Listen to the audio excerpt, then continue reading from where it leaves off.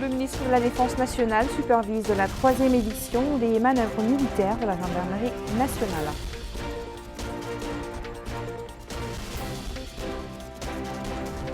Reprise sur l'ensemble du territoire national des cours après un arrêt qui a duré près de 6 mois.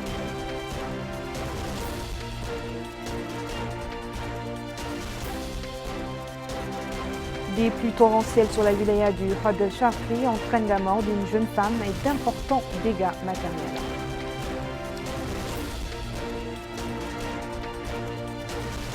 Bonsoir, nous ouvrons ce journal par le courrier du président de la République. Mohamed Cheikh Al-Ghazouani a adressé un message de félicitations à Nguyen Phu Trong, président de la République socialiste du Vietnam, à l'occasion de la célébration de la fête nationale de son pays. Notre pays a exprimé la profonde satisfaction quant à l'accord intervenu entre l'État soudanais et les mouvements armés. Dans un communiqué du ministère des Affaires étrangères, de la coopération et des Mauritaniens de l'extérieur, la Mauritanie a souligné que cet accord est de nature à renforcer la sécurité et la stabilité du Soudan et de réaliser les aspirations au développement et à la prospérité. Je vous livre l'intégralité de ce communiqué. Le gouvernement mauritanien a suivi avec grand intérêt les négociations de paix qui ont été couronnées par la signature d'un accord entre l'État soudanais et les mouvements armés qui met fin à l'action armée dans ce pays frère. À cette occasion, la République islamique de Mauritanie exprime sa profonde satisfaction pour la conclusion de cet accord de nature à renforcer la sécurité et la stabilité du Soudan et à contribuer à réaliser ses aspirations au développement et à la prospérité.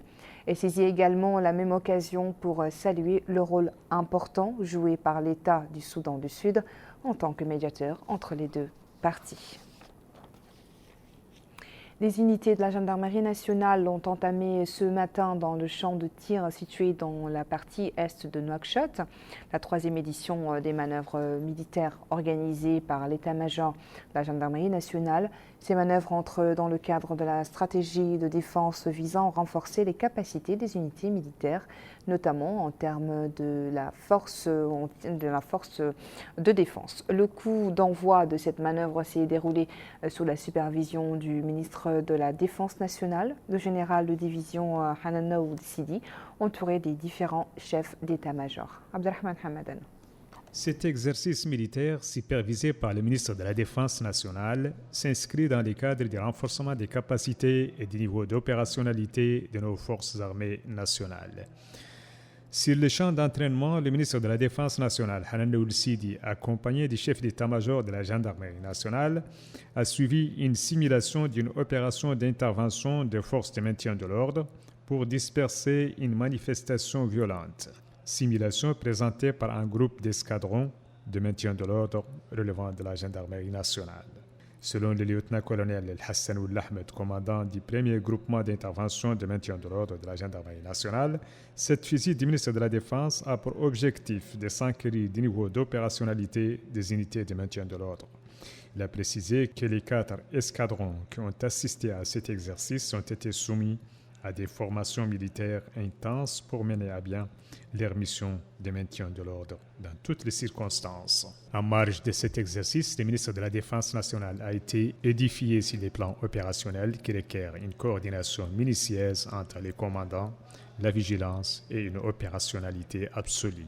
L'état-major de la gendarmerie nationale a créé récemment une salle de coordination et de surveillance numérique équipée et conçue pour assurer le bon déroulement des missions de maintien de l'ordre sur toute l'étendue du territoire national. Ici, les ministres et la délégation d'accompagnement ont reçu des explications détaillées sur les spécificités techniques des appareils qui permettent à la gendarmerie nationale de surveiller les voies publiques de la capitale et de les sécuriser. Je vous le disais dans le titre, les cours ont repris ce matin sur l'ensemble du territoire national après près de 6 mois d'interruption due à la pandémie de coronavirus. Ce matin, le ministre de l'Éducation nationale, de la formation et de la réforme, Mohamed Melani Ndoubel a effectué une visite d'information au niveau de certains établissements scolaires pour s'enquérir des dispositions prises en matière de respect des gestes barrières. Abdullah Damaba. Au niveau de l'école primaire Saad Ibn Mouad, dans la commune de Riyad, la présence du personnel dans la cour de cet établissement et l'affluence des élèves témoignent de la reprise des cours sur les lieux. Les apprenants ont ainsi repris le chemin de l'école au niveau de cette classe.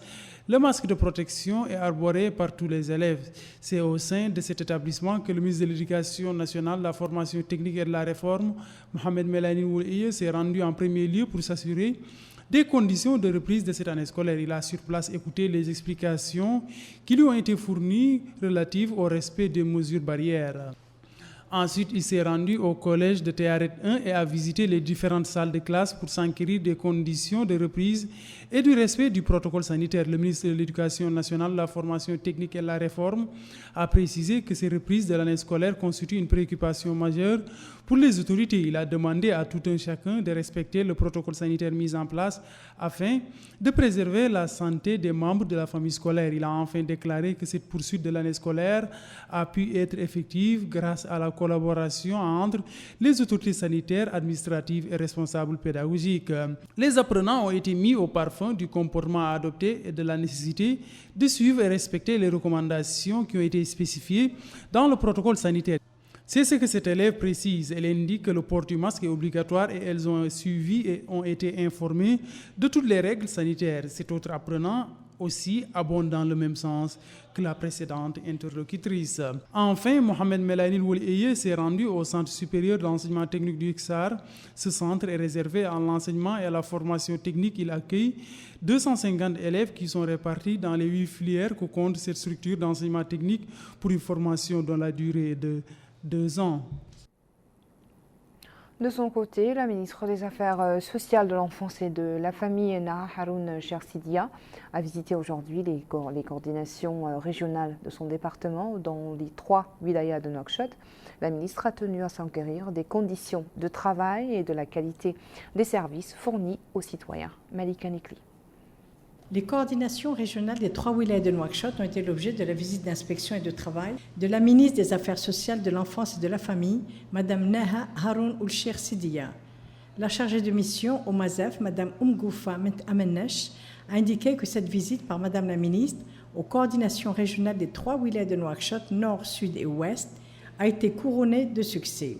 La visite, dit-elle, aura permis à la ministre de se rendre compte des conditions de travail au niveau des coordinations. Cela lui aura permis également d'être informée des problèmes auxquels font face les coordinations.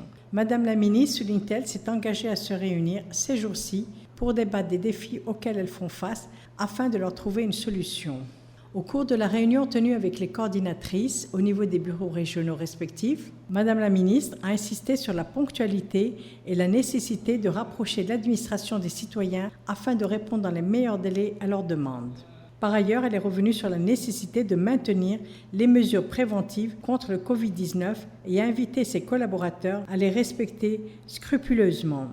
Cette visite de Madame la ministre, Naha Haroun Chersidia, lui aura permis de s'assurer du bon déroulement du travail, condition sine qua non pour la réussite de leur mission. Démarrage ce matin à Nouakchott d'une rencontre organisée par la Commission nationale des droits de l'homme qui a regroupé des acteurs internationaux opérant dans le domaine. Cette rencontre a porté sur la nouvelle stratégie de la CNDH, notamment son aspect socio-économique. Fatimatou Moulaïzen. La Commission nationale des droits de l'homme a organisé une réunion lançant une nouvelle démarche dans ce domaine en mettant l'accent sur les droits économiques et sociaux. Le début du processus a été concrétisé par l'accord entre le comité et la délégation de la lutte contre l'exclusion Ta'azur afin d'améliorer les conditions de vie des franges vulnérables. Nous avons considéré qu'au-delà des cas d'esclavage eux-mêmes, il y a le cas et la situation des citoyens mauritaniens qui sont écrasés par le passé de l'esclavage, l'exclusion, la marginalisation des Mauritaniens de tout genre, et qui méritent une attention particulière. Nous avons estimé que là, c'est plutôt l'accent sur les droits économiques et sociaux parce que la solution de ces problèmes est une solution économique. Nous avons, à l'occasion, fait un accord avec l'agence Ta'azur qui a en charge ce dossier pour être son conseiller, afin que nous puissions, avec l'appui de nos partenaires de la société civile, identifier les cas, identifier les zones, identifier les poches, identifier les passes et orienter l'action de cette agence qui est destinée à lutter contre la marginalisation. Nous avons donc un mécanisme aujourd'hui qui nous permet d'être utile à ces gens-là. Et nous serons encore davantage plus forts pour réaliser cette mission si on est en appui et en contact avec la société civile, parce que c'est son rôle. Il convient de noter que cette réunion a été marquée par une large participation des représentants des organisations opérant dans le domaine des droits de l'homme. Sur le plan sanitaire, 27 nouveaux cas de Covid-19 et 53 nouvelles guérisons ont été enregistrées durant ces dernières 24 heures par les services du ministère de la Santé. Aucun décès n'a été mentionné. La pluie avec ces nouvelles quantités enregistrées la veille dans plusieurs localités du pays.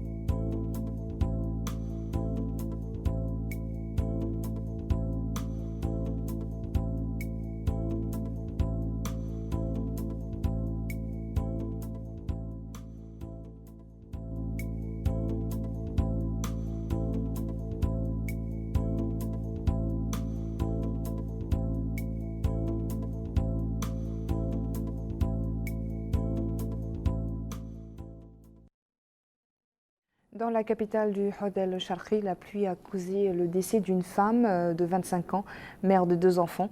La victime est morte noyée après avoir été emportée par des torrents forts vers l'entrée de la ville. Les autorités régionales ont vite réagi en se rendant sur les lieux du drame où ils ont préparé un plan d'intervention qui a permis 1 heure plus tard de retrouver le corps de la victime malgré la pluie et la force des torrents. La rapidité d'intervention et la taille des équipes mobilisées s'était fait parmi les corps de la garde nationale et des pompiers ont soulagé les citoyens rassemblés en grand nombre sur les lieux du drame. Les pluies enregistrées ont atteint 75 mm. Elles ont occasionné des dégâts sur certaines habitations et des voitures emporté quelques troupeaux de moutons. Nous restons à Néma qui a vécu à l'instar des autres villes du pays le redémarrage ce matin des cours. Idem dans les villes de Seli, Babi et Kifa. Grosso modo, la reprise s'est faite selon le programme établi et dans le respect du protocole signé entre le département de l'Éducation nationale et le ministère de la Santé. Abdullah Damaba. C'est la reprise au sein des différents établissements de la wilaya du Hod el-Sharqi à l'image de cette école où ces studios apprenants sont déjà tournés vers l'assimilation des enseignements prodigués, ce qui s'est effectué en respect des préceptes sanitaires qui ont été mis en place. Le wali du Hod el-Sharqi s'est déplacé au sein de certaines écoles pour s'informer des conditions d'études des élèves de cette wilaya. Cette visite s'est déroulée en présence des autorités administratives de ces régions et responsables pédagogiques. Il a, à la fin de ce déplacement, exprimé sa satisfaction pour les conditions de reprise après avoir visité ces différents établissements. Toutes les mesures, dit-il, ont été prises pour s'assurer que les écoles ne soient pas un terreau fertile de propagation du Covid-19. Au niveau de la Saba, la reprise est effective. Tel est le cas au niveau de l'école Khalid Ibn Walid située au sein de l'ancien quartier de Kifa. Le Wali a sur place supervisé le retour à l'école des élèves de cet établissement. Cette cérémonie de reprise a été marquée par une levée de couleurs. Ensuite, le Wali s'est rendu dans les différentes salles de classe de cette école avant de visiter l'école primaire de Kifa 1. La dernière étape de ce déplacement, c'est l'école primaire SAT du quartier du même nom. Il a à la fin évoqué l'objectif de ce déplacement qui, dit-il, est de s'enquérir des conditions de reprise des enseignements et de la disponibilité des équipements qui ont été mis en place. Il a à la fin fait part de sa satisfaction après avoir visité ces différents établissements. À Seli Babi, la reprise s'est tenue sous une pluie battante, ce qui n'a pas tempéré l'ardeur des élèves. Ils ont tenu à braver cette pluie pour se rendre à l'école. Le Wali di Guidimaha a dans ce cadre visité certaines écoles à Seli Babi afin de s'informer de l'effectivité et des conditions qui ont caractérisé le retour à l'école. Il a à la fin de sa visite fait part de sa satisfaction avec les mesures qui ont été mises en œuvre, particulièrement le port du masque. Le Wali a par ailleurs déclaré que cette pluie qui a été enregistrée n'a pas perturbé la reprise sur les lieux. Toutes les dispositions sont prises pour que les cours se déroulent correctement dans toute l'étendue de la région. Et on voudrait aussi remercier le gouvernement pour avoir pris toutes les décisions, toutes les dispositions nécessaires pour que ces cours se fassent dans de bonnes conditions. Et on est rassuré aussi que le temps qui est perdu, je ne dis pas le temps qui est perdu au coronavirus, sera rattrapé d'ici peu et que l'année 2020-2021 va débuter aussi dans de très bonnes conditions. Rappelons que la présence du personnel pédagogique est estimée à environ 80% au niveau de ces wilayas. À Aleg, Tekja et Kaidi, la reprise de l'année scolaire 2019-2020 s'est déroulée là aussi dans des conditions normales. Les Walis ont visité les écoles et les établissements secondaires pour s'enquérir des conditions dans lesquelles se déroule la reprise des cours et l'application des mesures préventives contre la Covid-19. Abdelrahman Hamadan. Pour s'assurer du bon déroulement de la reprise scolaire et du respect des mesures sanitaires, les autorités administratives et éducatives ont effectué des visites de terrain aux établissements scolaires, primaires, secondaires ou professionnels abrités dans les wilayas pour constater leur opérationnalité. Dans ce cadre, s'inscrit cette visite d'Iwali di Brakna, accompagnée du directeur régional de l'éducation nationale et du président du conseil régional di Brakna. Le Wali a confirmé dans une déclaration à Al-Mauritanie que les infrastructures éducatives de la wilaya sont prêtes à accueillir les élèves et que les consignes sanitaires seront respectées entièrement pour protéger les élèves contre la pandémie de Covid-19. Le directeur régional de l'éducation nationale et le président du conseil régional du Brakna ont fait remarquer tour à tour une présence remarquable des élèves et du corps enseignant. Au niveau de la wilaya du Gorgol, le Wali Ahmed Naoul Sidib, accompagné du directeur régional de l'éducation nationale, a visité certains établissements scolaires à Kaïdi pour voir sur le terrain les conditions qui entourent la reprise des cours dans ces établissements. Le Wali nous a confirmé que la reprise se fait dans de meilleures conditions et que toutes les mesures garantissant la sécurisation des élèves et leur protection contre la pandémie ont été prises. Les parents d'élèves ont appelé les corps enseignants à édifier les élèves sur les mesures préventives contre le coronavirus et à la réhabilitation des écoles qui ont subi des dégâts causés par les pluies.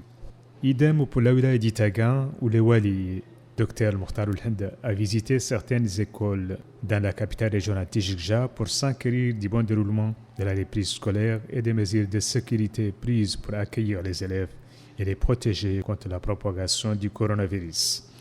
Le Wali a par la suite tenu une réunion avec la famille scolaire au cours de laquelle il a exhorté à redoubler d'efforts pour sécuriser les élèves dans les milieux scolaires.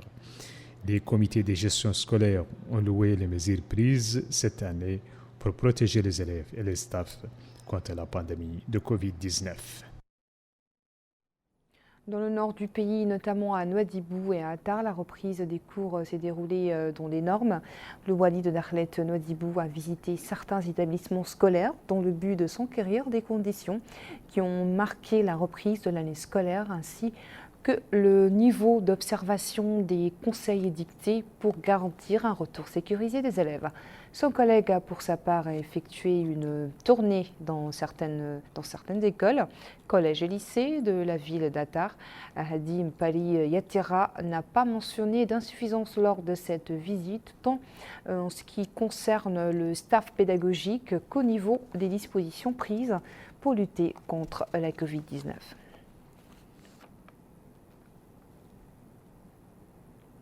Voilà, c'était donc le dernier élément de ce journal. Merci à vous de nous avoir suivis. Le rappel des titres. Le ministre de la Défense nationale supervise la 3e édition des manœuvres militaires et de la gendarmerie nationale. Reprise sur l'ensemble du territoire national des cours après un arrêt qui a duré près de 6 mois.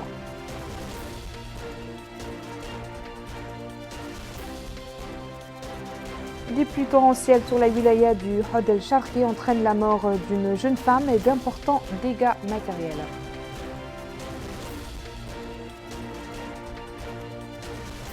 Merci et bonsoir.